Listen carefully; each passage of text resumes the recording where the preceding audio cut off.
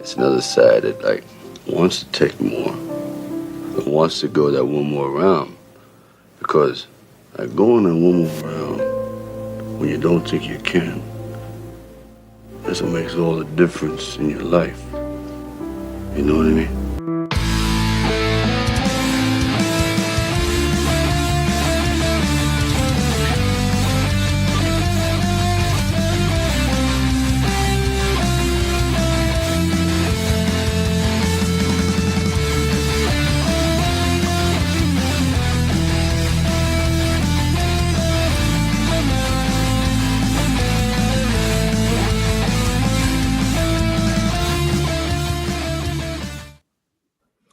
All right. Good day and welcome to all of our listeners and viewers of One More Round, the Rocky Series podcast. I'm your host, Ryan, and with me, of course, today is Kyle and Katie.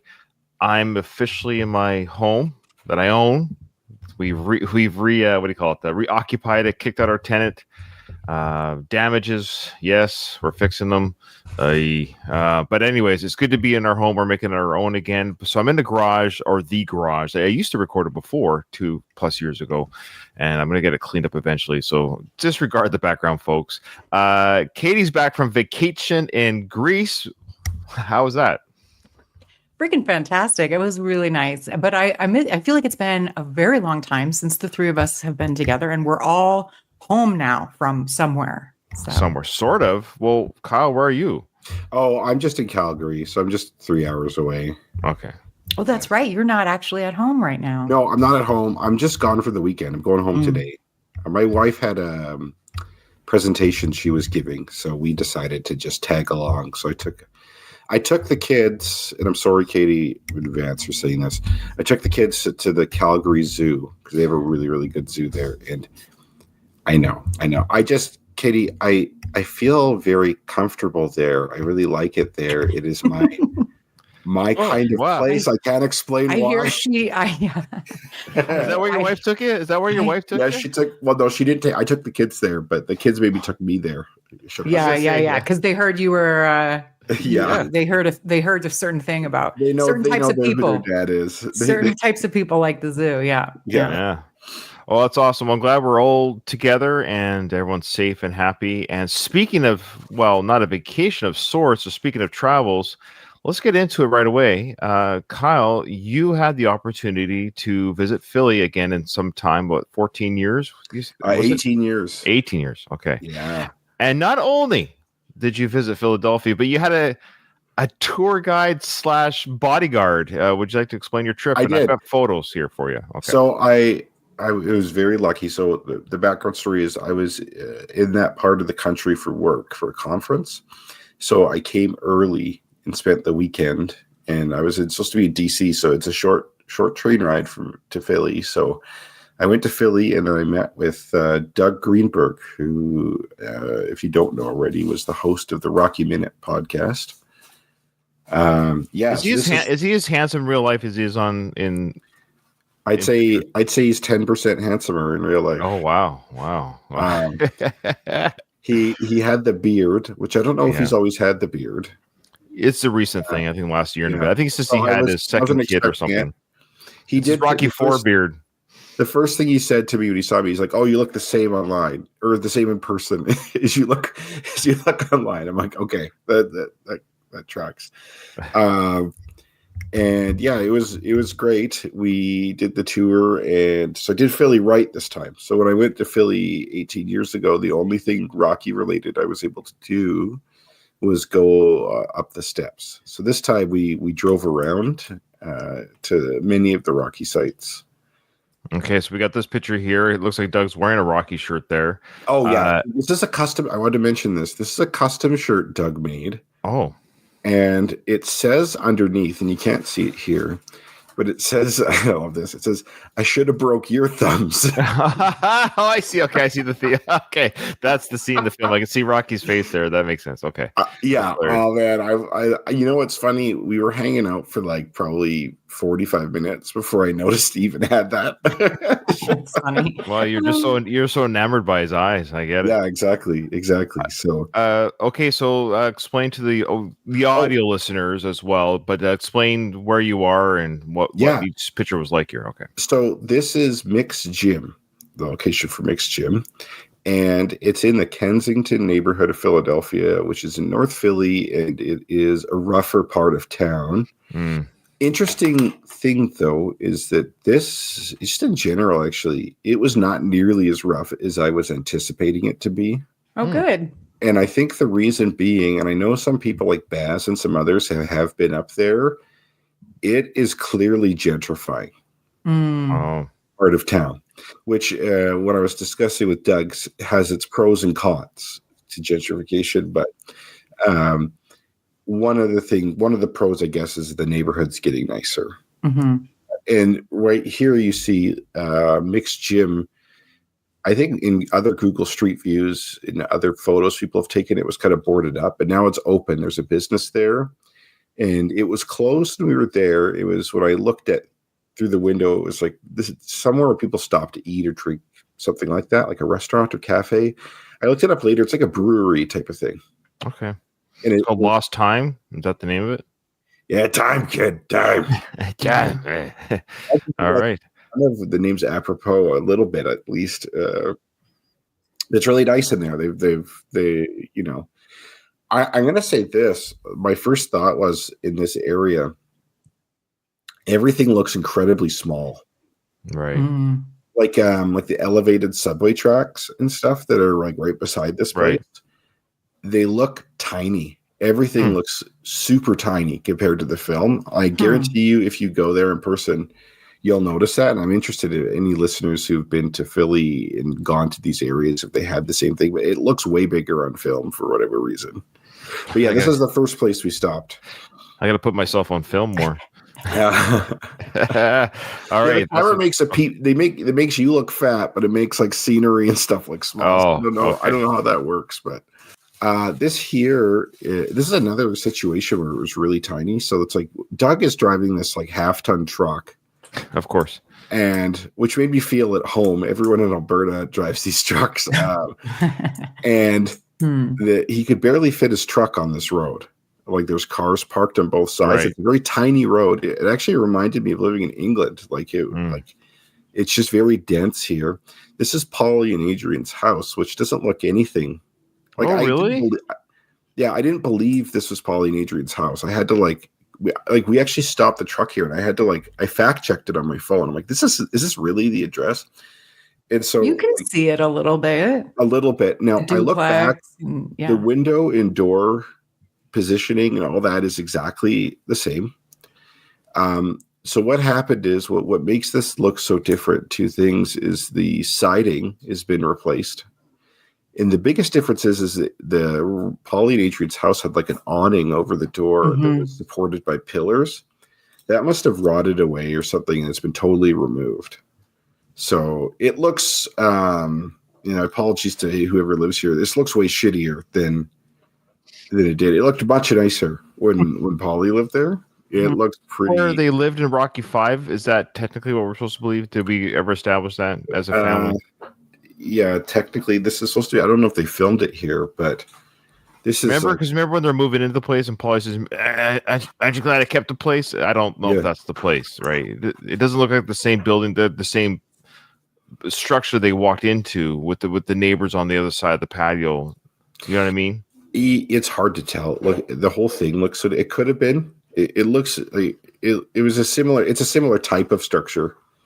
But it has a total. Again, I was like incredulous. Like I really didn't believe this was Rocky or Paulie's house when I first saw it. It was so different. So like it was kind of cool, but also disappointing. It was like, oh, like this. Okay. This looks like shit. This it's really gone downhill. Because in general, a lot of the I don't know. Some of it you would hope it's kind of gentrifying and stuff. So you thought it might get better, but this area actually was a little rougher. Well, I have a request for the people of Philly. Since this neighborhood is going through gentrification, somebody should buy up this house, offer something nice to the owners, and then redo it so that it looks exactly the same as it did in the movie. I would appreciate that. You know, Katie, I think if you sold your house in Denver, the difference you might be able to do that. You just have to move to Philly. I'm pretty sure I could, yeah. Yeah. This is on Silver Street. This is right by where Rocky and Marie. This is just down the street from her house. Is that when he said the bus used to go through here or something like that? Yes. Or? Yeah, the bus hasn't come here in 20 years. Right. This is where they were talking, and it looks basically exactly the same. It does. Yeah, it does. It looks totally the same. And then right behind that, so Doug has gone on Mike Kunda's tour, and I'd say Doug himself could probably start his own tours. He did a great job. Good job, Doug. Doug did a really great job of showing me stuff. Right behind here, apparently, behind here and to the right is where Rocky and Gazzo were talking. When he's like, I should have broke your thumb. Like, why'd you break this guy's thumb? Like I asked you to. Because there's a train that goes behind here. Mm-hmm. And apparently that's right by where they filmed that scene in Rocky 1 also. Oh, I didn't realize that. Okay. Yeah, it looks totally different though. But this is totally the same. Oh, that's weird. That looks the same. Okay, I'll make another comment. I guess. Are we going to show the video of? Yeah. I got those. Okay, I'll reserve my further comments on that street till we get there. So okay. This let the viewers know where you're looking. Let the viewers know where you are now. Sorry, the audio listeners where you are now. So I'm on Rocky's first house or apartment. Yeah, where he's at, 1818. What's the street name? Oh, it's okay. It wasn't Kensington Street or something? No. I wanted to say like starts with like an S. It's like kind of a weird sounding name. Okay, so this is like another one where the street itself looks much smaller and much narrower in real life, but the actual steps and like everything here looks pretty much the same. They've put in a new door and they put in like a new window frame. But you can't put your arm through the screen anymore, like Rocky. No. But yeah, and it's like it still has 1818 painted on the. Are those the original? Is that the original numbers? It looks like the original painting. It might be because it's really faded. Yeah. If it's not the original, it was painted over not long after the original. Like it hasn't been painted on there in a long time. So I think it is the original. It looks exactly the same. Are those the same steps, of course, where Butkus was hiding behind the when he comes it's in the Adrian stage, go, look, you look great. Yeah, or it's like, hey, is this a face you could trust? Like this is one of my favorite places to be on the tour. Like it was really cool because there's so many scenes that got filmed here. It was cool to stand. I in general doing these, I felt very intrusive because these is like people's homes. Sure. And I felt a little bit intrusive, like going on their steps and stuff like that. So like I wanted to go right up to the door, but it's funny, when I walked up here, I heard an audio thing. It says, "You are now being recorded." Mm-hmm. Oh, really? Yeah. Yeah, like I think it's because it's a rough area, but I think they get a lot of people doing this also. I'm sure. That's very considerate of you, Kyle. I would imagine, though, if you live in or near a famous film locale, it's to be expected, right? It sure. Comes so I just went up on one step, took the photo real quick, and got out of there fast. Because and then some guy came out of his house too around the same time, and so like Doug and I got a little weirded out, and then got out of there. And then when that's him there. That's Doug there, and then Doug. No, the gentleman behind you. There's someone coming out. Yeah, the door that's the guy coming out of his door. Who was fine, by the way. Yeah. Doug like almost locked me out of his truck there. Out of? Is that what you said? He drove. Yeah, he just almost locked me out of his truck. Yeah. When we drove to the end of the street, we were waiting. This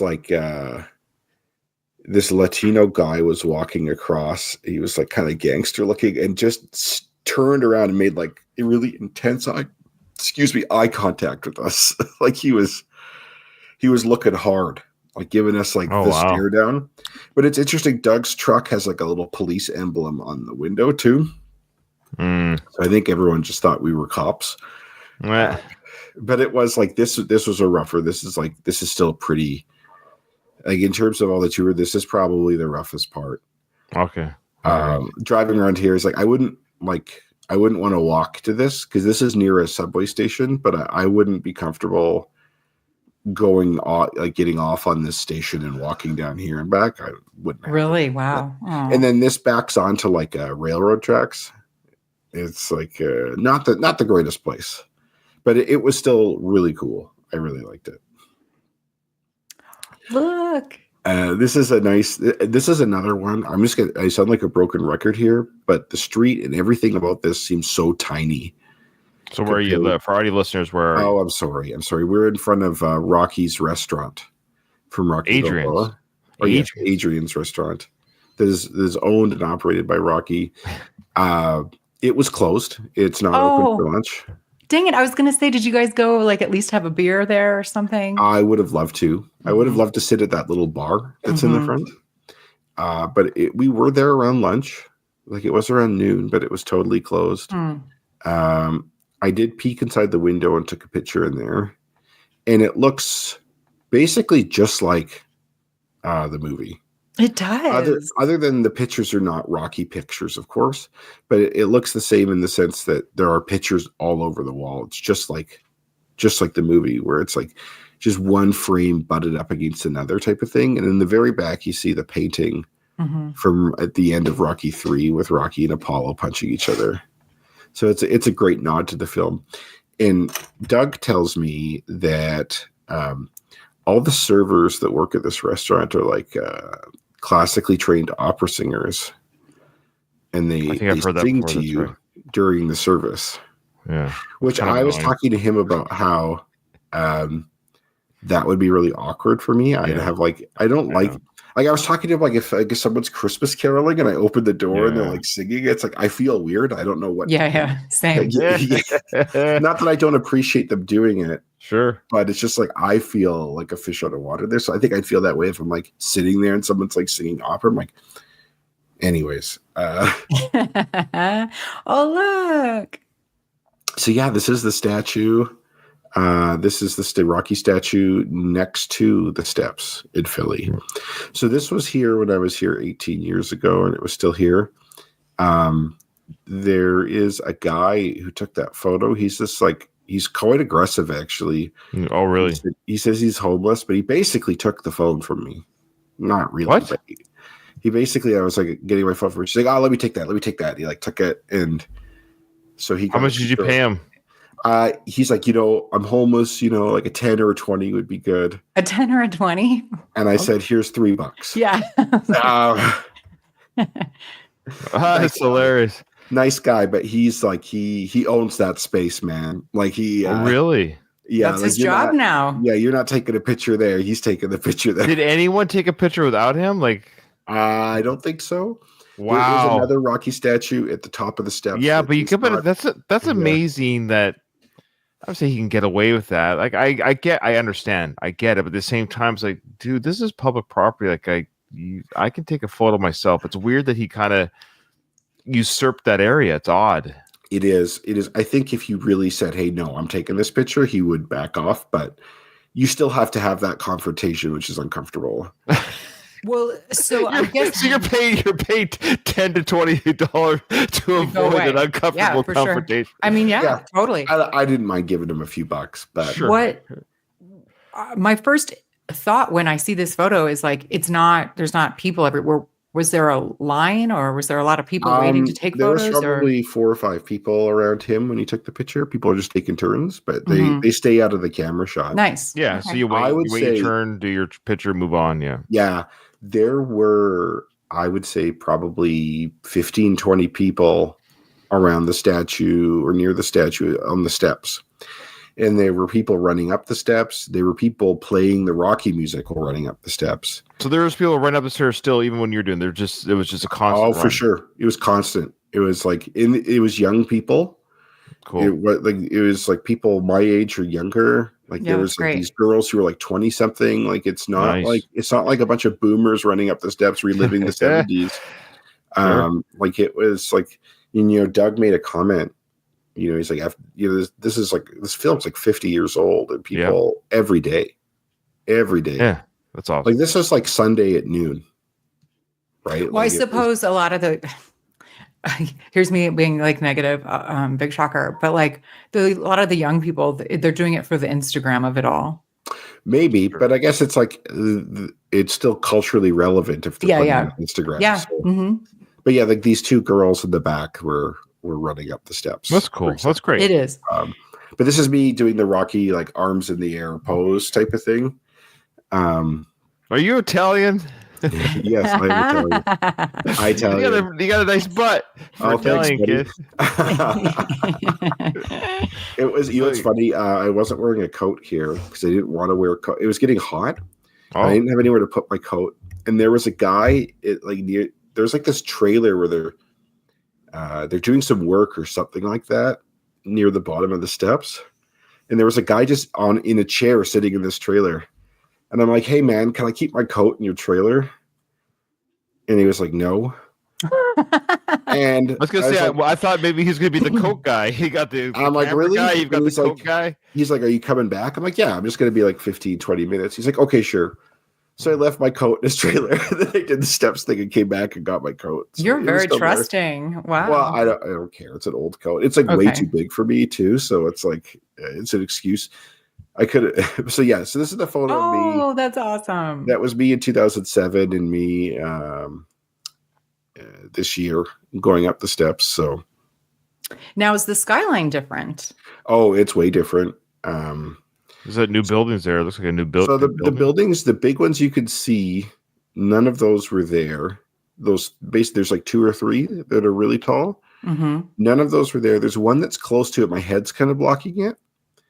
Was under construction when I was there in 2007. So the skyline significantly changed since I was gone for sure. Is that a cheesesteak there? It's a cheesesteak. So this is at Pat's Cheesesteak. This is where Gazzo and Rocky met. And Gazzo gave Rocky $500. Told him to stop smoking? Yes. Yeah, you're in training now. Come on. So we went to Pat's. I was a little nervous because Pat's is known to be kind of rude. Oh, and really? You have to order your cheesesteak a certain way. And it tells you how. It tells you how. No soup for you? Yeah. Like it that? wasn't actually like that, by the way. But you have to say, like, this is how you'd order. So this is how I ordered mine. I said, I'll have provolone without. That's it. And so that means is I'll have a cheesesteak with provolone cheese without onions. Oh, Doug got whiz without. And then there's a window where you just order cheesesteaks, and there's a window where you just order like fries and soda and other stuff like that. Oh, interesting. But I heard some tourists there. This one old lady's like, I would like a Philadelphia cheesesteak with this or that. And they were fine, but I was like watching these YouTube videos about how Pat's was like they were pricks and you had to order right or they treat you know what I mean? But it wasn't like that at all. Question. Yeah. Was there a vegan option at Pat's? Probably not. No, that's not how they roll there. I don't think, at least. I don't think. You would have noticed it probably, but I would find somewhere that had one. Might, you know what? They did have a very large menu of different things. It wasn't just like, hey, it's not like In-N-Out Burger where they have like a very small array of options. Like it's like the original from the whatever. It's like there's like 30 things you can order, even though it's like almost everyone just orders cheesesteaks there. But apparently, like native Philadelphians would never get Pat's. And it's a tourist spot. Yeah, it wasn't that good. I was a little disappointed by it, to be honest. Okay. But there's like a rival cheesesteak place just across called Gino's. That's like really flashy and stuff like that. But I chose Pat's because it was in the film. I love it. But it's funny, like there's like Mexicans working there, and then at the condiment station there was like a big thing of hot sauce you could squeeze. So I actually like slathered my cheesesteak in hot sauce because I really like spicy, and it made it a lot better. Nice. So it's like cheesesteaks made up by a bunch of Mexicans can be pretty special, I think. That's funny. All right, now. No, wait. I have another question. Do we have the steps video? That's my favorite part of the. I do. Okay. I do. Okay, He's go got a question. Well, question? I didn't know if we were going to get, if there was a picture for this or not. But I told Kyle to pick me up a tiger coat jacket. Oh, I didn't share that with Ryan. Shoot. And he said, I don't love you that much. Ryan, expensive. Can I send you that? Yes, we can work around it. Okay, so while you're doing that, we'll play, dear listeners and watchers, tell me if you can tell what scene Kyle is reenacting.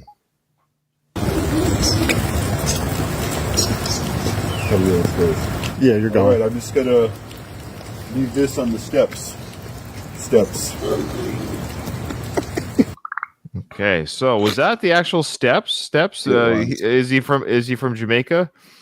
That's It looks pretty nice. Like they've got plants out front. Like they look, is it not the bad. same? Yeah. It's better. You'll notice that right beside it there isn't a house, and before in the movie there's like a burnt out, because it's like row housing, right? Like the adjacent house was like this burnt out building.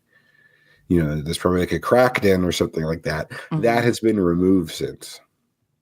And there's like a little fence, and there's some like they haven't rebuilt there. So it's like it's more, I don't think it's quite standalone, but on one half it's like only partially detached now instead of like a row house. So it's nicer. This is my actual business card I left in the steps. I almost left it there permanently. Sure.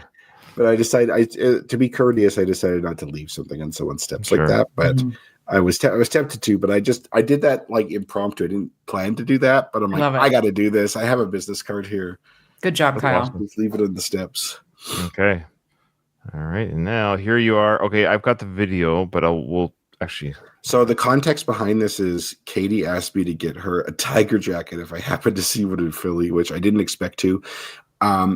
So, I mean, more context. So at the bottom of the steps, there is a Rocky gift shop, which is new-ish.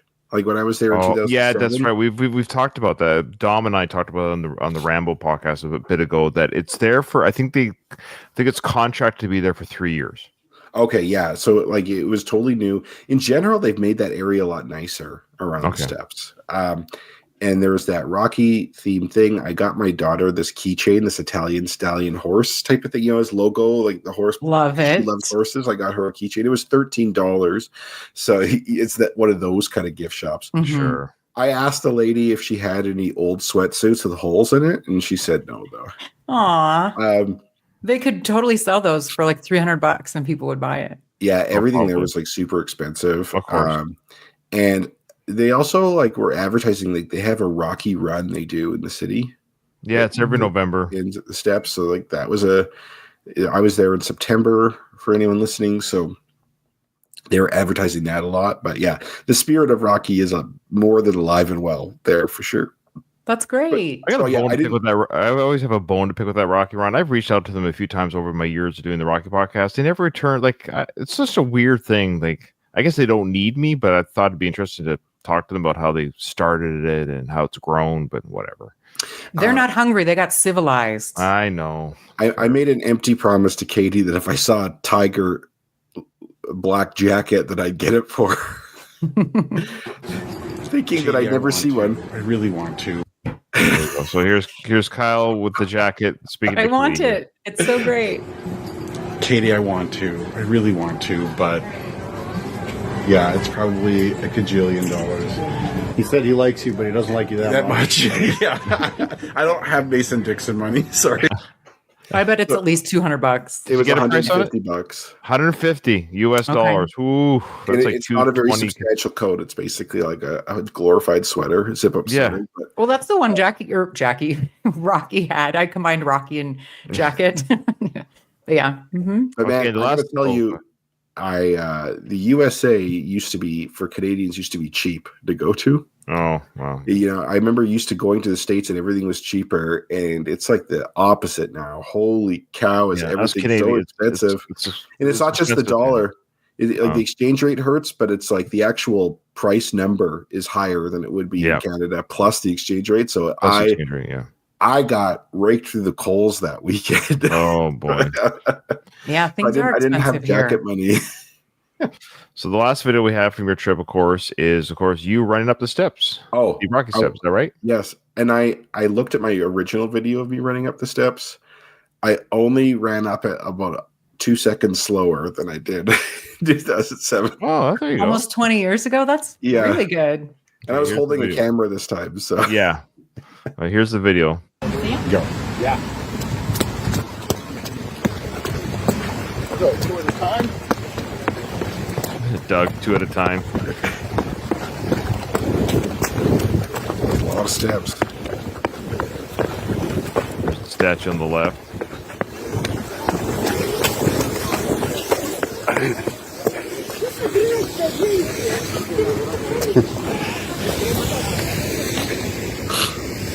There's Doug there in the background. Yeah. There you go. Awesome. Apparently it's 72 steps or something like that. Is that the count? Yeah. Something like that. I did it in about 20 seconds. There you go. Oh, that's pretty good. That's not bad. I was doing 2 steps. You got to do 2 steps at a time. Yeah, they're not very steep steps, are they? No. Yeah. Okay. It's like there's a bunch of steps, and then you have to go like horizontal for a little while, and then go up some more. And you know how it is. But yeah, I was a little bit tired at the top of that. Am I the last person on earth that didn't realize that there was a statue? There's two statues. Remember that was just put there recently. Yeah, that came with the shop. That came with the shop. Oh. The Rocky Day. Remember they put. So he has 3. There's 3 statues. One is at the bottom. One is now at the top, and then the creator has his own still for sale. Apparently. Why would he put it for sale? I don't know. Well, it's $250,000 or something like that. Maybe his accountants got him into some real estate he shouldn't have got. Like that's peanuts for him. Why would you sell that? Like, wouldn't you? Katie, well, relax. I know. I could be misremembering the. Again, I'm not. We interviewed the daughter long time ago, and I think I recall them saying they were trying to sell it. So I can't remember now. It's 2 words: gambling debts. That's all I'm saying. So yeah, actually, it's funny. We were talking about you there because I was talking to Doug about. I was telling Doug that like, oh, this statue wasn't here when I was here last time. And like the only thing that was there before, and I think it's still there now, is there's like a bronze cast of Rocky's Converse shoe prints. That's right. Oh, that's cool. That's at the top there, yeah.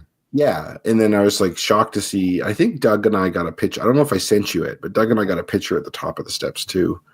That we just got strangers to take for us, and we in return took the picture for them. That's how it should be. Mm-hmm. Yeah, not some guy running the.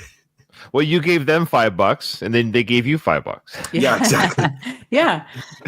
All right. Well, that's awesome, Kyle. Thank you so much that's amazing. I'm totally happy it went well. That you also got to see Doug, of course, a fellow friend in the podcasting world, especially the Rocky world. It's cool that these universes collided. It makes me happy. Not that it's got anything to do with me, but it's, the fact that you guys got to meet because I started the stupid podcast so many years ago. It's kind of neat. So that's kind of cool. So we missed you there, Ryan. We were talking about you a fair amount, and like we were talking about you as I was saying before. I'm like, Ryan would know about this statue because I'm like, how many statues are there? He's like, yeah, I think there's 3. He's like, Ryan would know that though, and of course you did. That's funny. We were saying how much you needed to be there. One day, it is on my bucket. It is. It's. I don't just say that glibly. It just. The 2 times I was out east in Canada for my military posting, one was COVID, so the border got shut down, and then the other time was just recently. It just life didn't work out. I had to make the one summer that I wanted to go was 2 weddings that my sons both got married within the months of each other, so I had to go to weddings and pay. And then this summer was just it is. Yeah. And this summer we had to move back, and I just didn't have the time and the money again. So, anyways, you know what you should do maybe. Because like you only have a few more years before you retire from the military, right? Right. That should be like your retirement thing. Is treat retirement gift. Yeah. Treat yourself to go out there. Because that's a good idea. Because I was telling Doug, I'm like, Ryan should just whatever spend the money and the time. We weren't saying like we were criticizing you. We know that you're busy and stuff. But I'm like, it's worth it to go do those things, and I know you will. So that I'm excited to see your pictures and you go out there and. I gotta hurry. I get too old to run. I gotta hurry, or I'll be too old to run up the steps. Yeah, I'll walk her up the steps. Do you have wheelchair access? Yeah. Well, all right. A couple things.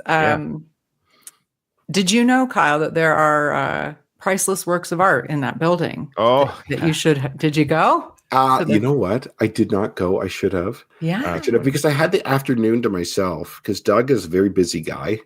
Sure. He was fielding phone calls and stuff while we were in the truck. He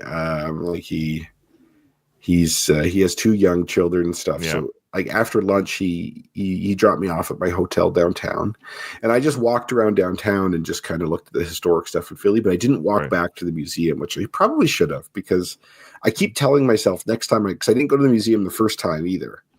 I'm like, I should actually go in here, because we were talking about how the museum, I think, is kind of pissed off that all these people come to it. Never go in. Actually go inside of it. So I'm sure they get some trickle effect. Yeah. They got to settle down. They got to settle. I put this way, they're getting more than they would have without the steps. I'll tell you that much. Yeah, probably. That's the irony. You get what I'm saying? That they must get a trickle effect. Mm-hmm. So someone, you know, I like to get trickled on sometimes. Oh wow, too.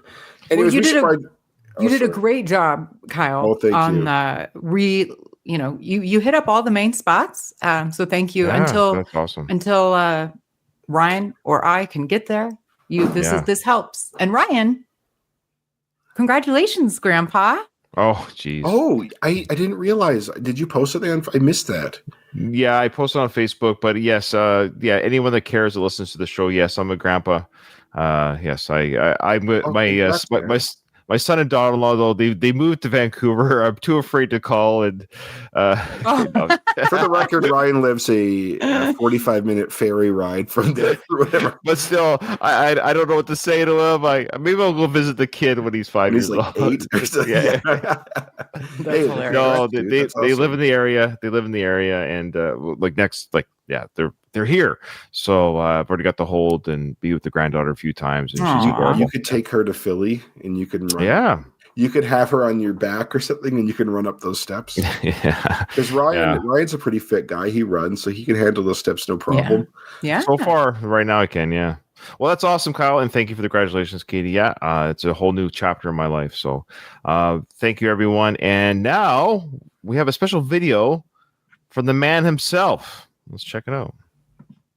On this Sylvester Stallone, and I've got something very special coming out. I never thought I'd do this, but I did, because I think I have a story to tell, and a lot of people may just relate to it, because I certainly did, and it got me going in places I never thought would happen. So I want to thank you very much for taking this moment, and please wait until spring, because that's when it's going to come out. This is a story about heart, energy, humor, and learning how to get up when you get knocked down, going on when you don't think you can, and eventually climbing that one mountain that you once thought was out of reach. Keep punching. Love you. Sly Stallone. All right. So Steps has an official release date. It's coming out May 5th, 2026. That's a really... I thought that was a long time to advertise. That was just me. I mean, if he had advertised it was coming out next month, I think that would have been just as good. Like the buzz would have.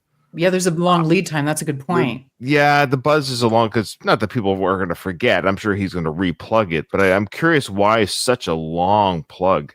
I know you can pre-order. Yes, you can pre-order. So, but still, anyways, it's coming out on. Oh, never mind. Cinco de Mayo. You know what it is? I was thinking the Star Wars thing, but that's May 4th. That's May 4th. Yeah, that's a good call. So I didn't want to do. Yeah. Now it's called the Steps, a memoir.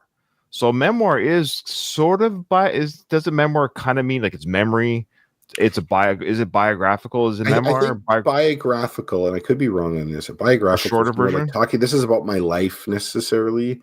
I think memoirs is kind of just a little bit of a step back from that, where it's like maybe talking about certain elements or certain things, but it's parts of. It's not a complete. It isn't like as comprehensive as a biography. It's more like maybe theme focused.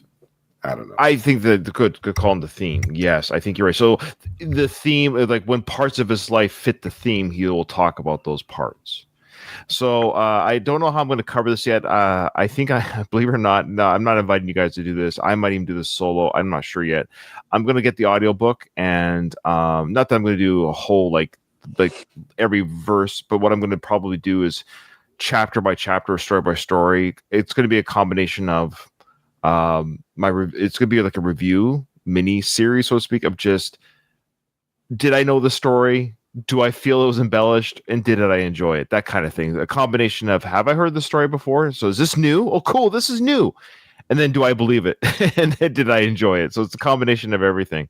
But I'm looking for, I got to read it and or listen to the audiobook. I hope if there is an audiobook, I hope Sly narrates it. I was just going to say, I wouldn't listen to I don't do audiobooks anyway, but I would consider it if he were the narrator. No, I do audiobooks all the time, but I would suspect or hope if it's an audiobook ever came, but that's just it would have to be him. If not, I'd only listen to it if it's him. Yeah, same. Yeah. Also, did you guys think that those two books he was holding, was it just alternative covers? No, it's front and back, I think is what it was. Oh, okay. Yeah, He sounded weird. He's old. He's 78. He's had 79. the denture, whatever his teeth situation is, has been kind of strange for the last, I would say, Right. 15 years or whatever, and it's getting worse. Yeah. Fair But he enough. is getting older, too. 78 is on there, man. Like my dad's Oh, he's 79. He's 79. Oh, now. 70. My dad's like 10 years younger than him, and he's starting to get old. So it's like my dad 10 years. It'll be similar. Yeah, I think. my dad's 77. I just saw him yesterday, and it's we all got to get older. It's too bad we got to get old, Stallion. It is. He's 77. He doesn't sound like he's 57, right? So Ryan, I don't think you age at all. Actually, no, I will. You seem like you haven't aged since I met you. Like, because I told Doug that I met you in person about 10 years ago. I think. Yeah, in Victoria. Maybe about 10 years ago. So it's like you don't look any different. So I don't think you actually age. Well, big month. Maybe next month when I turn 50, it'll be a big. I'll wake up and I'll have, I don't know. We'll see. Big crow's eyes and sags under my chin. Who knows? All right. Okay. Well, this was kind of a special episode. We're going to get into a little bit of the film. We're still getting there. We have some emails and videos and stuff here, but that was amazing. I really wanted Kyle to have a chance because it's definitely Rocky related, and I enjoyed hearing the adventures. And so thank you for sharing that. All Rocky fans have to go on a pilgrimage to Philly. Oh yeah, it's true. Absolutely. It's like what's the Rocky Mecca?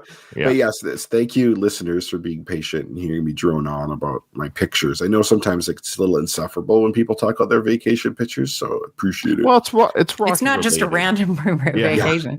Yeah. Hey, did you notice we didn't ask Katie for her Greece photos? Yeah. Great, Katie. You went to Greece. Congratulations. Steps in Greece. It's like no one gives a shit. I did think of it though, because there was one beach, there was 150 steps down to it, and I thought about. Yeah, I think some of the listeners might be interested in like any bathing suit. Yeah, I was going to say. Well, I was just join Katie's Facebook. She does have a Facebook. I don't think they're public. If she accepts you as a friend on Facebook, yeah, go check them out. They are there. I saw them. She looked fantastic. Jesus. All right. Okay. Well, I don't mean that. Just in general, you look like you're having a lovely time, and you look great, of course. Okay. All right. So here we go with some emails. We got some big ones today. So buckle in, folks. Brian Granco, welcome back. It seems like it's been a while. Yeah. He says, "Hi guys, long time no see. I'm up to Rocky Balboa, episode 3. Here's a few notes from Rocky 5. The guy who played the bar thug was Louis Giantassante. Did I say that right? Like Louis Giantassante, who passed away a few years ago. Sly mentioned. Yeah. I didn't realize that. He wasn't that old.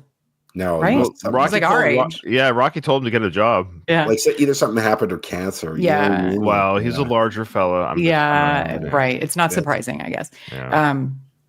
Sly mentioned in the DVD commentary that the girl who played Angie grew up a few blocks from the bar.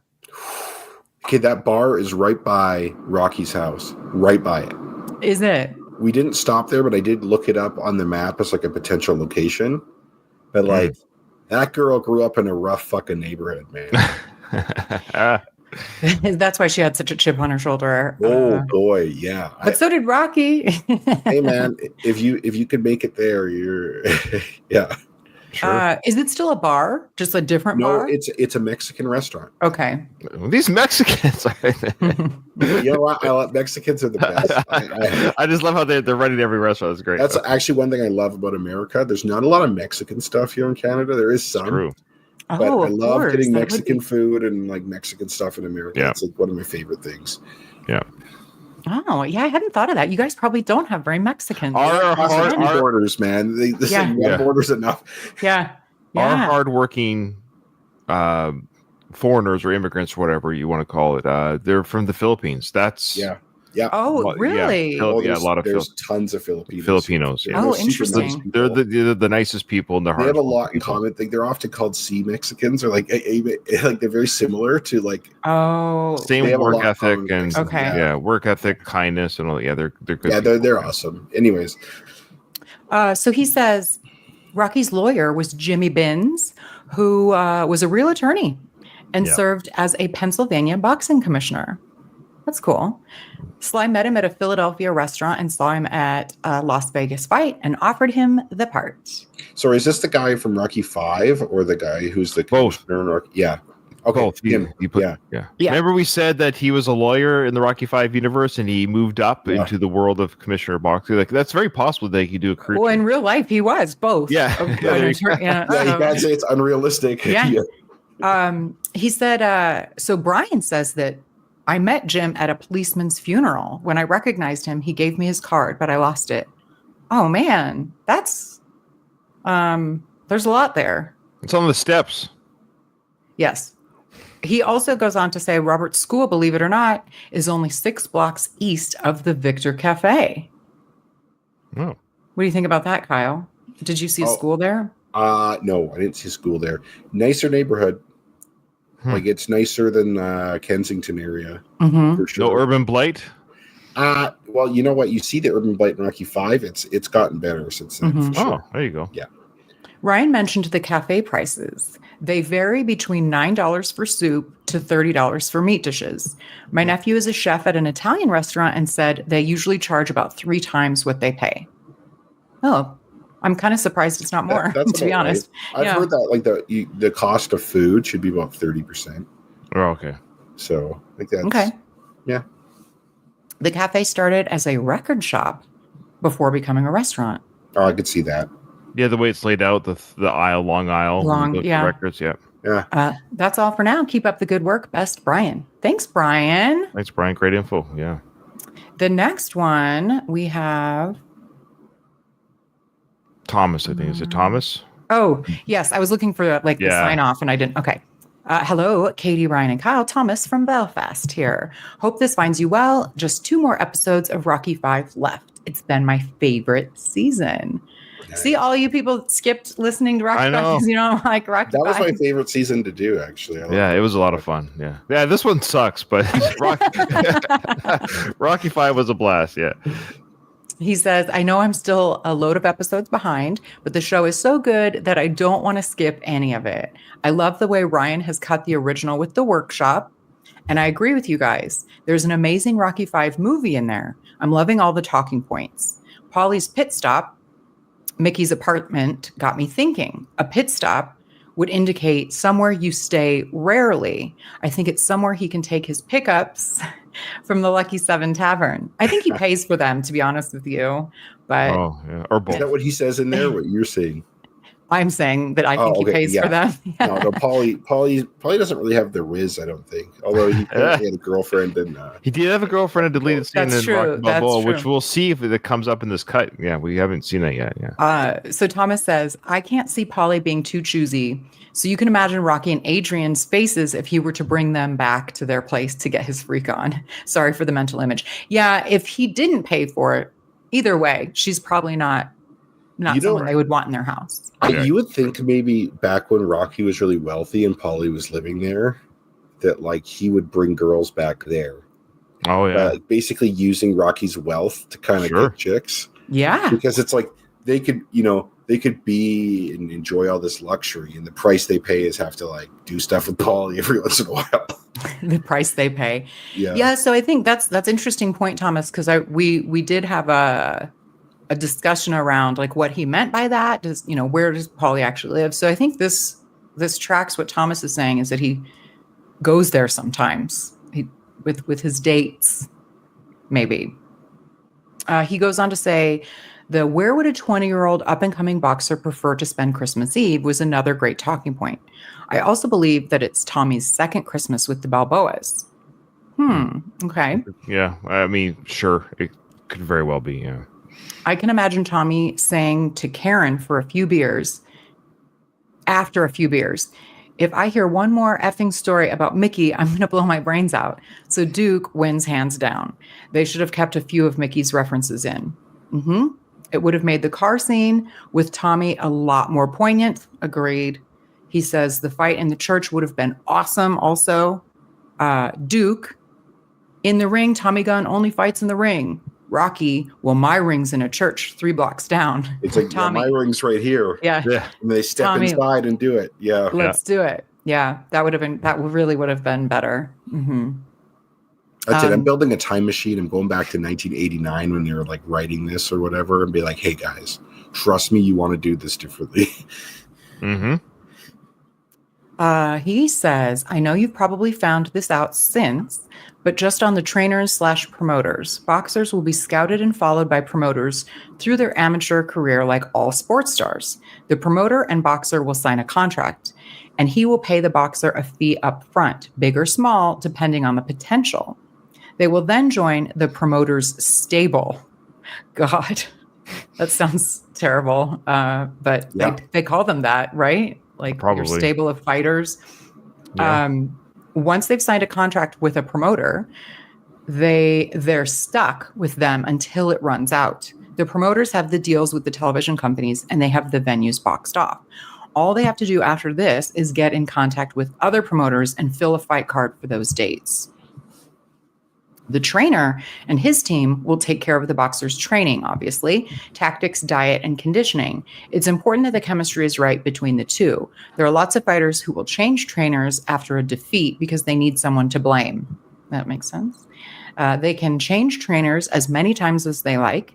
Anyway, stay safe, guys, and keep moving forward. Good insights.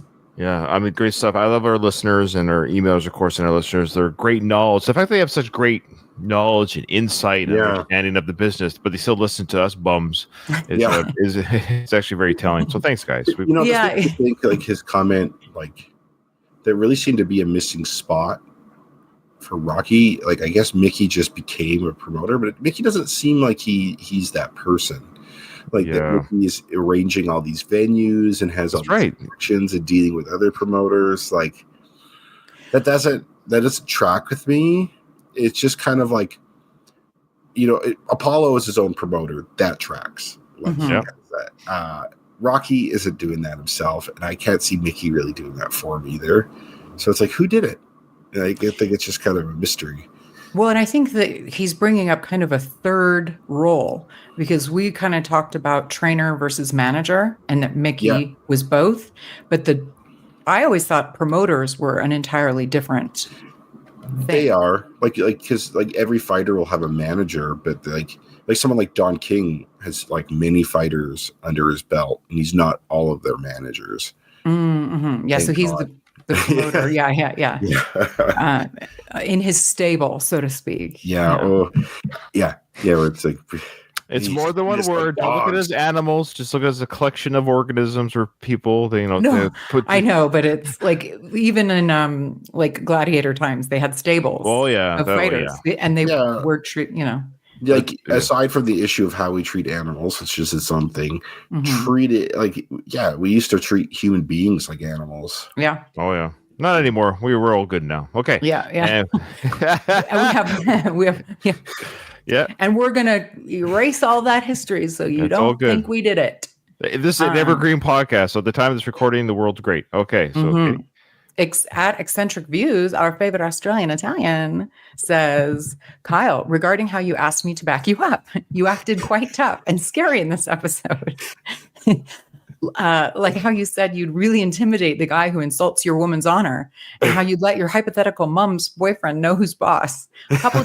Coupled with the fact that Ryan didn't edit out your F-bombs like he normally does. I'm too intimidated to even remember what you wanted me to back you up with. He says, seriously, I think Sly intended for Rocky to have no idea where Jamaica was. That's what I agree. Sly Rocky didn't know. Yeah. Was it just Katie who thought that he didn't know? Or I thought it could go either way. The way it was written. I don't even remember now. I can't remember if it was dry humor now. No, I don't even remember. Yeah. Well, I think we called that out as an dry error humor? in the writing because it was like, was he just being silly sly, or did he actually not know? And it was I'd have to go back to the tape. Yeah, I have to go back to the tape because I feel it can go either way. That it was dry humor, Rocky, or he legit didn't know. It's tough. Yeah. I think he didn't know. I'm pretty sure he didn't know. Okay, because he's Rocky, you know. He's Rocky. That's fair. But he's not dumb. He might be punchy, but he's not dumb. Well, to me, it's not a dumb thing as much as just the ignorance thing. Because he's like, he didn't have much education and stuff, and it's just like geography's tough. No offense to you, Mary. No offense to you. Geography's the easiest. Of all the things. You're one of the few. Well, it's one of those things you know where you don't know, right? That's like, true. It's just facts. Like, it's not like some people are really like musically inclined or really good with numbers, but like geography is like you either learn that or you don't learn it. Well, but Rocky traveled. If you travel, you know geography, and Rocky traveled a lot. Yeah, if you pay attention, or if you just show up at the airport. You show up at the airport, drive to the venue, and go back home. You know, he's not looking at an atlas. That's true. Okay. He says though, he seriously thinks that Sly intended for Rocky to not know where Jamaica is. Probably thought it was a warmer climate of Europe, perhaps close to Africa. Okay. It's in line with previous legit ignorant comments, i.e. condominiums are condoms and derogatory means nice. But that was early dumb Rocky. I think he got a little more civilized later. But good points. He did learn to read. He did learn to read. This is the bar we have. Yeah. Here, right? Like he can read now. Yeah. Like he could do the Amex commercial and stuff. But yeah, great stuff, everyone. Thank you for emailing. We have one more, of course, the voicemail from Michael of the Screeners Podcast. Hi, Ryan, Katie, and Kyle. This is Michael Burgett of the Screeners Podcast. Great work as always. Just wanted to chime in and share some thoughts on this latest episode. It's interesting to see how Maria's dressed when they're outside after seeing the different versions of the bar scene, given her hair is pulled back and tied up when she's outside in the theatrical cut now, and it was that way the entire time in the director's cut. And in both versions, there are 4 people that walk out of the bar. Angie, her boyfriend, and her 2 other friends. It's the exact same scene. It's also the same hard cut in the theatrical that goes from Mason and his old trainer to outside Marie's place. Remember, we thought that was jarring, and I was just misremembering because our brains. I'll speak for me. My brain keeps thinking that everything I don't remember correctly is because it's the director's cut. But that's not the case. Same. So, and I'm less familiar with this movie, but it's really strange because it's an odd edit. Yeah, same with the 4 people. It's weird. Okay, so anyway, I appreciate people like Michael and others who are like, no, you guys might be overthinking the director's cut. Fair enough. With Rocky and Marie.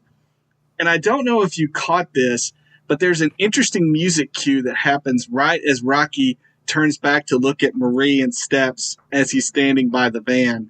And then it happens again right before he calls out to her.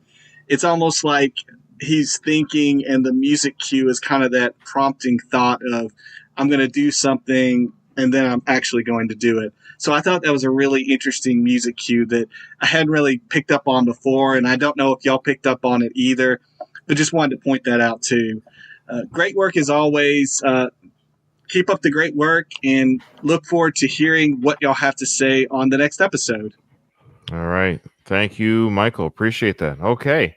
Well, let's watch a little of the film now. Let's do a little bit. So where we last left off, of course, I thought we'd watched the cartoon fight, so it's probably what we're going to cover today. But I guess that's what we're going to do. Yeah, we started with just the stats screen. Remember, we talked about the reach and the height and whatever it was, and I was like, did we actually watch the cartoon? No, we didn't watch the cartoon fight. Okay. So here we go. From Philadelphia, Rocky Balboa. All right, Chuck Johnson, USA Today. There's no question that Rocky Balboa fought the much tougher fights during a much tougher era in boxing. When you look at Mason Dixon in his career, he's basically been spoon-fed his opponents. No question in my mind, not only does Rocky win, but he wins knockout. Okay, that's actually true. Yeah. That's how I feel. But yeah. I think the guy, we'll see the guy at the end here who gives it to Mason. We'll listen to his reasoning. Even he acknowledges that Mason hasn't been proven.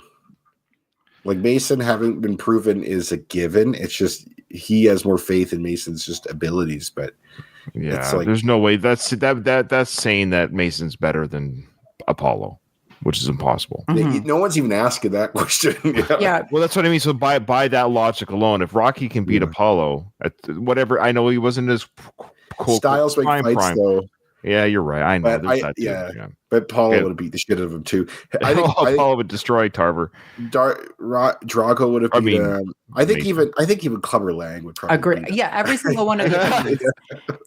Yeah, agree. I think they have to come up Joe with something. Zack wouldn't have beat him. Like those 10 guys that Rocky. Joe Zack. Okay, actually, who wins the fight? Joe Zack versus Spider Rico, and then the winner of that, who beats Lion Dixon?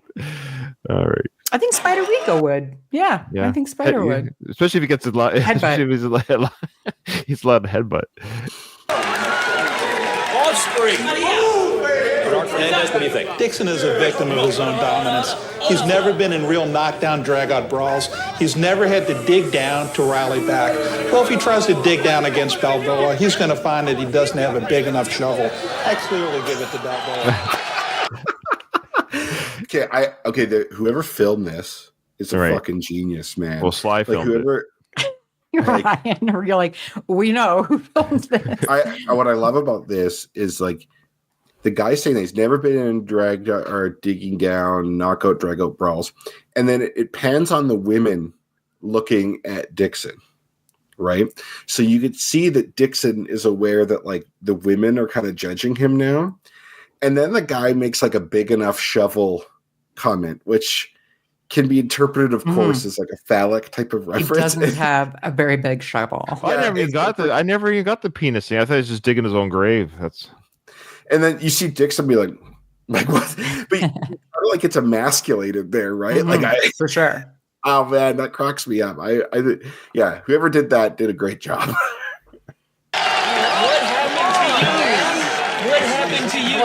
Okay, so now his buddies are giving knockout punches in the face to Rocky Jr., but they're saying, "What happened to you? What happened to you?" So they're teasing him. How come you're such a wimp? Yeah. Or what? How come you're not a talking point like your father? I know they're just joshing him. They're friends. Friends are allowed to tease. He seems to be quote unquote rolling with the punches. Excuse the pun, but his friends aren't pricks. Like this is how guys bust those balls. But it is a sore spot for him. And you could tell like earlier when they were talking there, he was kind of like hunched over like this. And you notice how the other guys have their suit jackets off, their ties are loose, they're relaxed, they're having a good time.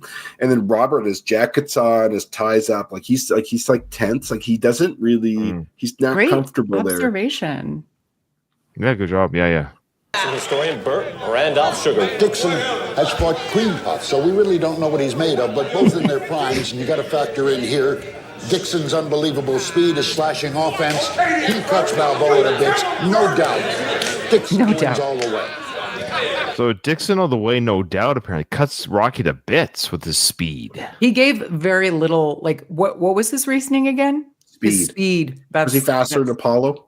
Yeah. No. His speed. No.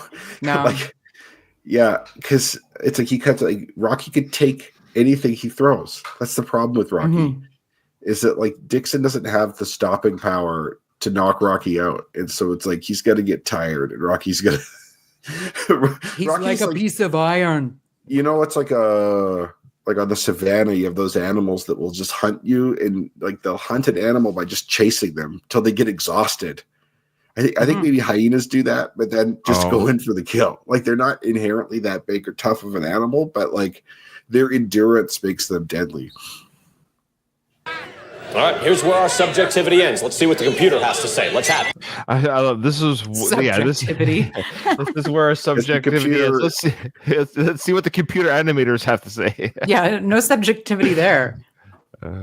Now, what do you, I love? I know we talked about it before, but time has passed even since the Going the Distance podcast. I love these graphics.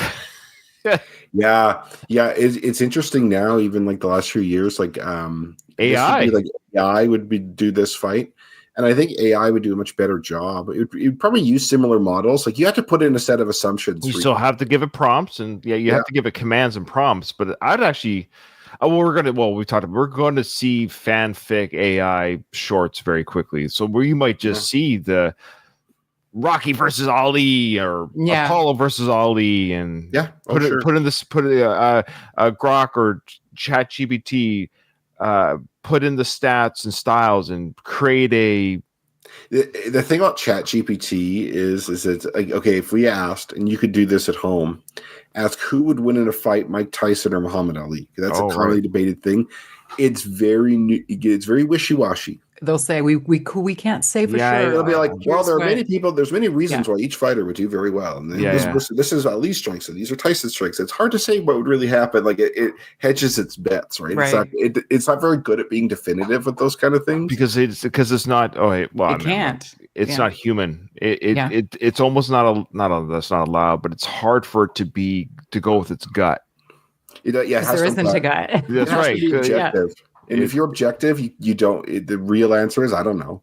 But it will do stuff like who would win a fight between like an animal, two animals, or something. You say like Darth Vader versus a common civilian in the street. It'll say, well, Darth Vader will win. Like it will do that kind of stuff. Like it won't be the civilian could have some unknown power. No. Like it will be like, okay, well, Darth Vader, clear cut. But it will have a harder time in a weird way, like with closely matched type. Yeah. Question about the graphics, though. I seem to recall it not being very forgiving to Sly or Rocky. Like it doesn't look all that good. So do you think which is better, this or the Brisk iced tea commercials? Oh, Brisk iced tea is quite good, I think. The Brisk is more of a caricature look to it. Yeah. So if listeners, the Brisk iced tea commercial, I shared this with Ryan and Katie on Messenger last week, I think. But it's a commercial from about 2099 or 2000. Oh, I remember it very well. Rocky did with Brisk. I forgot about it until a coworker showed me. Yeah, Sly does the voice work. He actually does the voice work for it. It's a great commercial. They get somebody else to do Mick's voice, but Sly does his own voice for it. Whoever did Mick's voice did a really good job. Like it really had you knew it wasn't Mick, but it had like the spirit of Mick. Yeah, that's right. Yeah. Also, Brisk iced tea was very good. I remember really liking it. I had the diet version. The diet version, but yeah. Dixon unloads on Balboa. Rocky has no answer. Balboa's eating jabs. What I love too is I don't know why the voice is animatronic sound. Like it has a whispery, canned, metallic sound to it. Just you get what I'm saying? Like the announcer in the cartoon fight sounds robotic-ish. Like the voice itself. The voice itself was AI created, like whatever computer program existed, and which didn't. This is way ahead of its time for way ahead of its time for technology in 2006. To have an AI program that would also create the voice is created in real time. With you get what I'm saying? So with AI, you can have a voice that sounds like Bill Baldwin and Stu Nahan, and I actually think this guy sounds like the voice kind of reminds me of Stu Nahan's voice. But you know how it sounds a little bit different? It sounds like it's like a computer-generated voice, but it's not. It's still talked by a human. It's like on Reddit, like, people of Reddit, what is your most embarrassing story? It's like you recognize that machine voice? Right.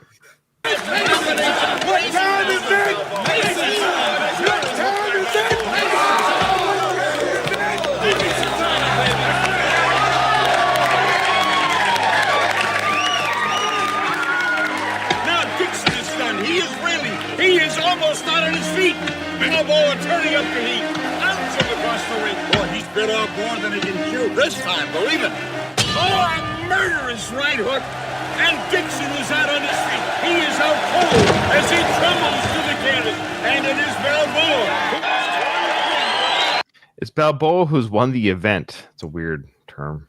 There was a lot that just happened in that little sequence. Sure, what do you guys... Well, I thought go ahead. Well, I mean, it's a short cartoon fight, so it's I guess is a one round, or is it just the idea? Like, had the fight gone this long, this is what you could see throughout the fight. Like, these are the highlights of the fight. I'm not too sure. Are we just to believe it's a 1 round knockout? Well, I meant more so. Oh, they're also the how they're showing the reactions, cutting back and forth between. Answer my first. What do you think of the fight? Then we'll talk about their reactions in the crowd or the real life crowd. Like, do you think that was supposed to be 1 round, or that's the highlights of over? Highlights. It's highlights because it's a sports show like this. They're not going to show 30 minutes of this stuff, right? No, it's just like okay. So they're just showing you like throughout X number of rounds, because they didn't mention this was a first round knockout. They didn't mention this was a Okay. I can't envision a computer scenario predicting Rocky gets a first round KO of anyone decent.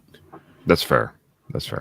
Okay, and then so regarding, of course, the both camps cheering the cartoon fight like it's a real fight, like this really matters. But that's what it was designed to do. It was designed to elicit emotions from nostalgia. You got the two different camps, of course, cheering for Rocky and acting like it's real. Then, of course, Rocky Jr.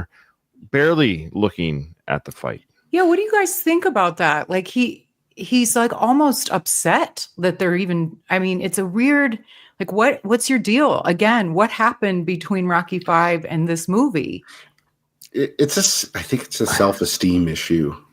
Like he's seeing the whole bar cheer his dad on because this is Philadelphia. Like this, You know what? I've noticed something like this is kind of the opposite thing, but like, most parents cheer their kids on. Yeah. Right? Not all parents cheer their kids on. Some parents are jealous of their own children's success for whatever reason. I think they're the minority of parents, but they exist. They do. And I think in the reverse, some kids are jealous or intimidated by their parents' success. Sure. And I think Robert here, has talked about his dad casting a shadow, being in his dad's shadow. That's a mental self-esteem issue for him. Like he probably felt like for his whole life, you'll never live up to your dad. You'll never accomplish, even like if it's not fighting, but whatever field you're in, like finance or whatever, you're never going to be a world-class anything because most of us aren't. Right. Most of us are just normal, in the middle of the road people. Barely. And it's like, you're constantly reminded of that. And this is happening again. So I don't even think he dislikes his dad here. I think it's just like that sore spot's being poked and everyone's poking him too. And it's just like, fuck, man. I want to be in the bar. I want to have a beer. I want to have a good time with my friends. But it's like, dad's here again. Oh, like here we go again. It just, I found it really, I don't know. It was almost like it was pretty heavy handed, I guess, since I'm being critical a little bit. Yeah, it is. But it's to show you because that big speech has to come later. Yeah. And then also it was really interesting that the cutting back and forth between Mason's camp. Now we're just seeing Mason solo watching this. Like his experience is by himself and the Rockies, everybody cheering Rocky on. It's like the whole city is in his corner. Yeah.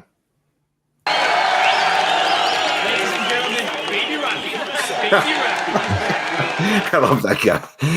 That guy seems like a douchebag, but I like him at the same time. Like there's and then on cue, he smiles with half of his face, just like Rocky. He is baby Rocky. Stallone has commented on that. Yeah, he said that he was one of the reasons why he was hired, not just because he's a good actor, Milo Ventimiglia, is that he's also has the mouth thing, like it's a genetic thing, not the forceps stuff when you were born. Yeah. So I like the vibe of this bar though. Yeah, like that bar is a good vibe. Like it has a very upbeat. People are having a nice time. It's like clean. It's like it's not as well lit, but not too well lit. Yeah, professionals go there after work, and man, I'd love to have a beer at this bar. Like this is kind of my kind of jam for sure. Remind me, Katie, is Milo handsome? What camp are you? I was just going to say, you have it paused now. I will say, I know I'm a strange duck. You are. But Milo is on the cusp. He looks very handsome. But here, he's like, what did we say? He was 29 or 30. Men don't look like men quite. Like, he doesn't look like a man just yet, but he's getting young. there. He's young. He's got young features he's got a youngish look. But he's got so much potential here. He looks, he's extremely. You see what he looks eye? He has like those like lines. Yeah, and scrunches. That kind of makes him look a little older. It does. The dimple in his cheek, but his forehead looks very smooth. So like he's very young. And he's still kind of smaller in stature. Like he just, he filled out in that This Is Us show. He got a little bit bigger for that but one. He's extreme, and everything about it. That's a perfect look. There you go. I'll screenshot that for you and send it to you. There you go.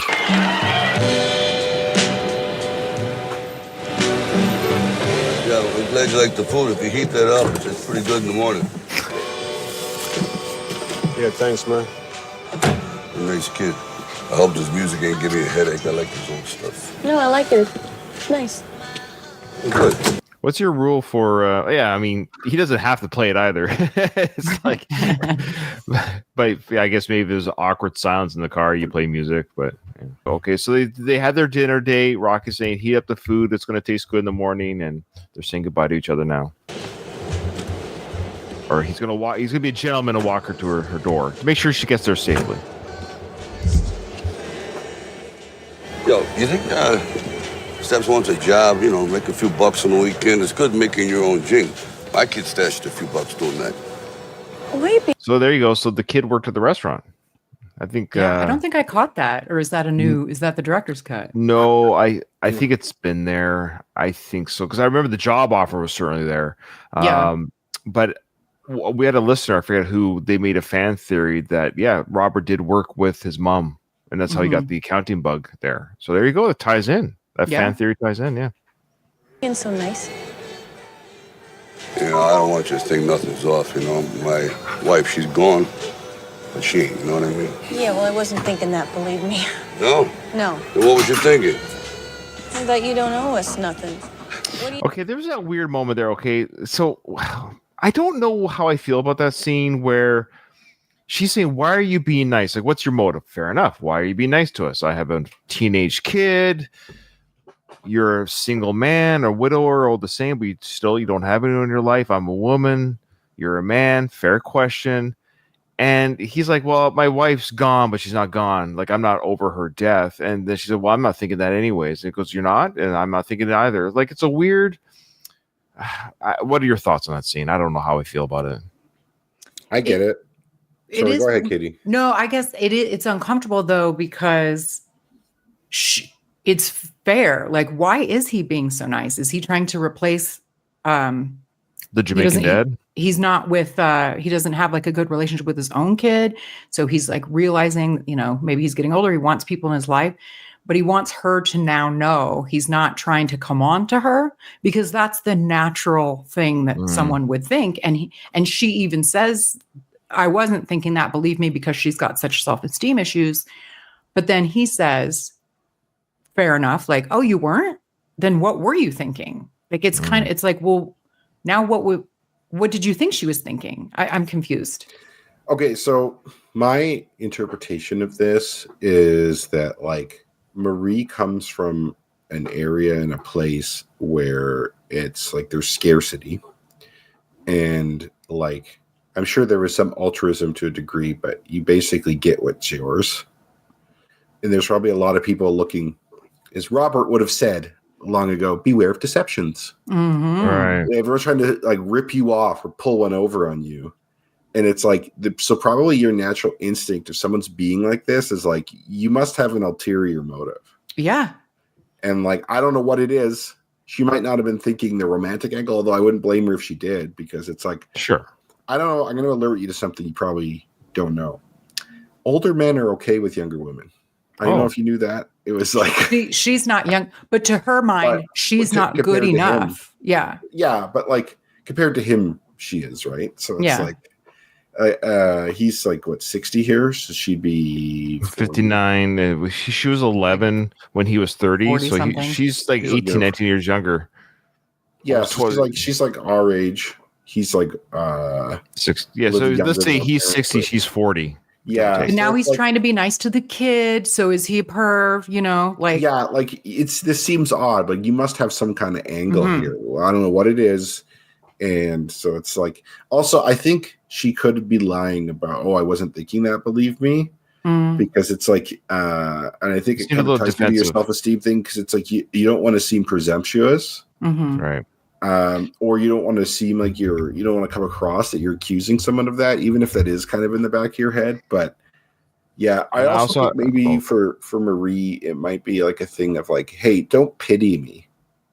For sure. Yeah. Yeah. But he doesn't offer an answer though.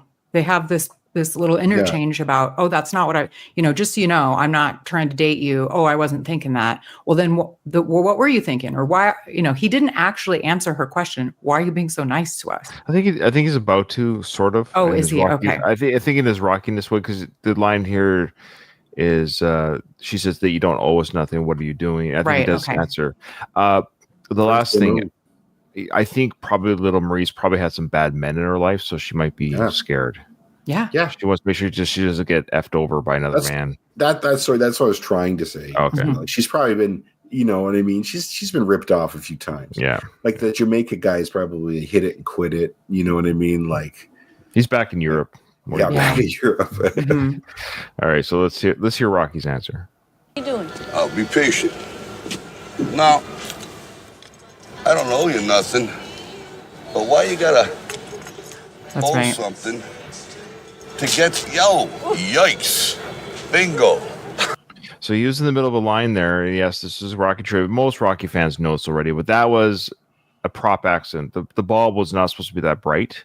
So that was Sly reacting in real time. And it sounded like it. Yeah, he did. Like, whoa, that was Sly being Sly-ish. That's the best acting.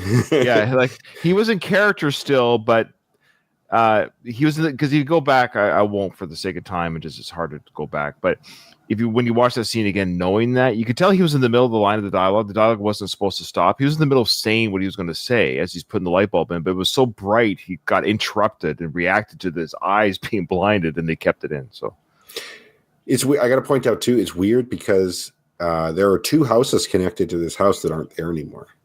That is weird. It is bizarre. But anyways.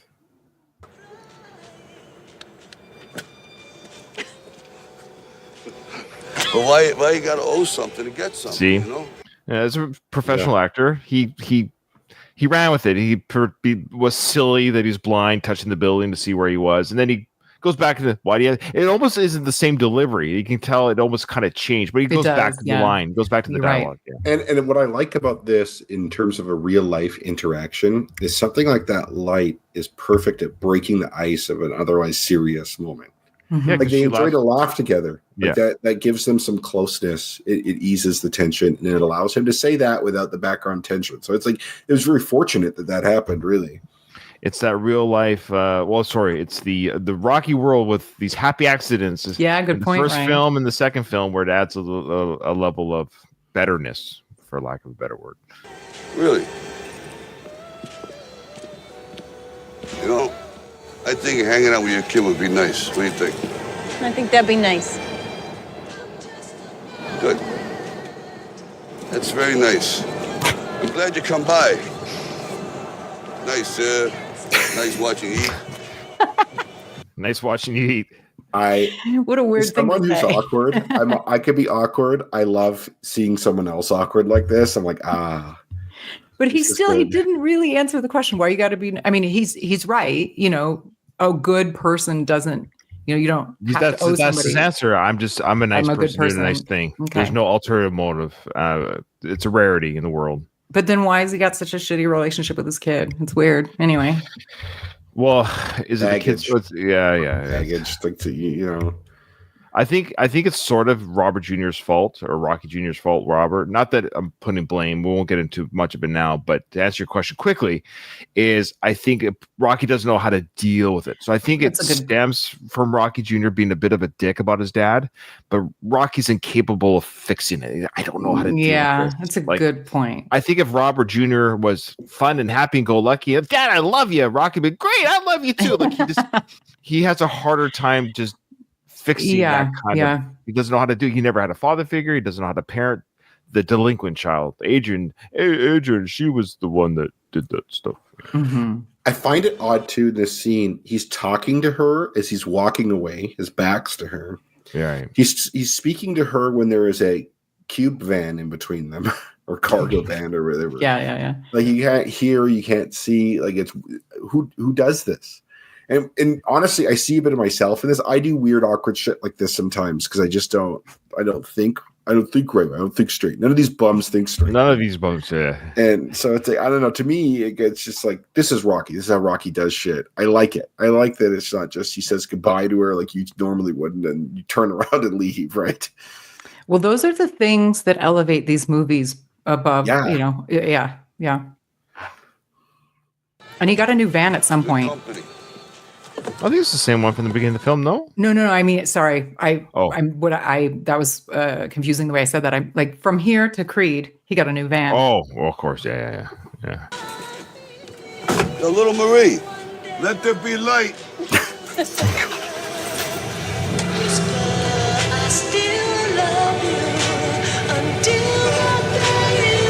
And there you were, Kyle. You were on that street. There's that house. You were there. I know. I love it. Honestly, that whole trip, I was gone about a week. That day I was in Philly was by far the best day of that whole thing. Oh, I love that. By far. It was. Oh, I also, Joe Biden walked right by me and I didn't notice him.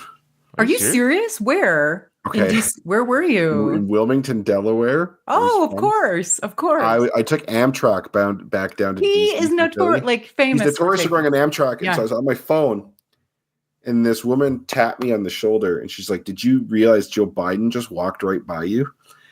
Didn't notice. I wasn't paying attention to my phone. Get off your phone, kids. I know. Yeah, there's police. There's police and like people in suits around and shit like that. You're like, who's the famous person around? I here? didn't see it. I'm like, oh shit. But it was in Wilmington, Delaware. Jeez, you've been to more states. I'm like, I forget Delaware is even a state. Yeah, Delaware's like sandwiched between Philly and Baltimore. Says the geography's easy. I know. Delaware, European. I know where it is. I just I forget about Delaware is the capital of Michigan. Okay. Yeah. All right. Well, that's amazing. Fun episode. Great episode, guys. Today, I had a lot of fun doing this, of course. And thanks to everyone who watched and listened. But this episode is now officially over. I didn't hear no bell.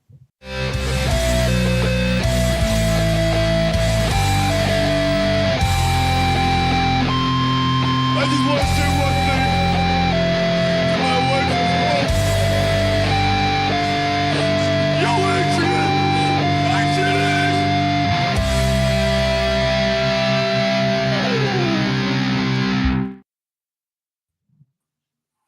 Okay.